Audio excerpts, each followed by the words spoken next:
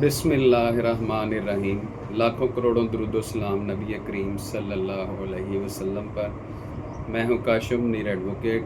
एक नए केस ला के साथ हाज़िर हूँ। सुप्रीम कोर्ट की एक बड़ी ही अच्छी जजमेंट 2021 SCMR 1986 पेज है इसमें, जिसमें दावा इस्तक़रार हक़,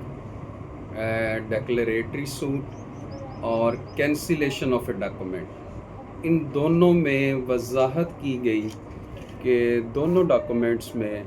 से कौन सा जो दावा है वो आप दायर करेंगे, जिसमें दावा इस्तक़रार हक़ under section 42 of specific relief act के तहत ऐसा डॉक्यूमेंट जो वाइड डॉक्यूमेंट जो था, उसमें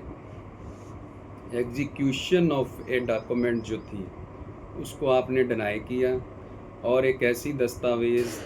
वो इंतकाल की थी या किसी इकरारनामा की थी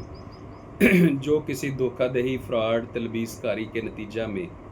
आपसे हासिल की गई, तो ऐसी दस्तावेज़ जो है उसको प्रेम्पशन ऑफ ट्रुथ हासिल ना होगी। ऐसा कोई भी डॉक्यूमेंट जो है वो वाइड डिक्लेयर पाएगा, और उसका दावा आप ऐसा दावा जो है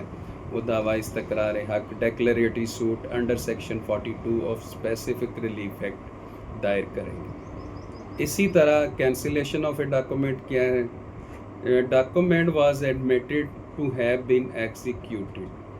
जिसमें आप ये तो तस्लीम करते हैं कि आपने डॉक्यूमेंट जो था वो एग्जीक्यूट करवाया था। कोई ऐसा इंतकाल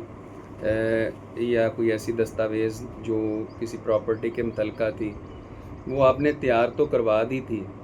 या उसको आपने आइडेंटिफाई, उसको टेस्ट कर दिया था, उस पर अपना अंगूठा सबत कर दिया था, आपने दस्तखत कर दिए थे,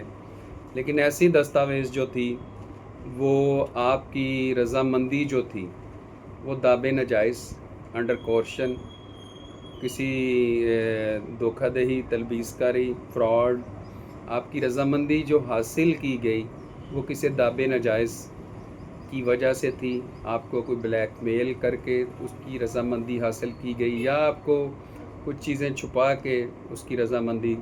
आपकी जो थंब इम्प्रेशन था, सिग्नेचर्स थे, उस दस्तावेज़ पे हासिल किए गए,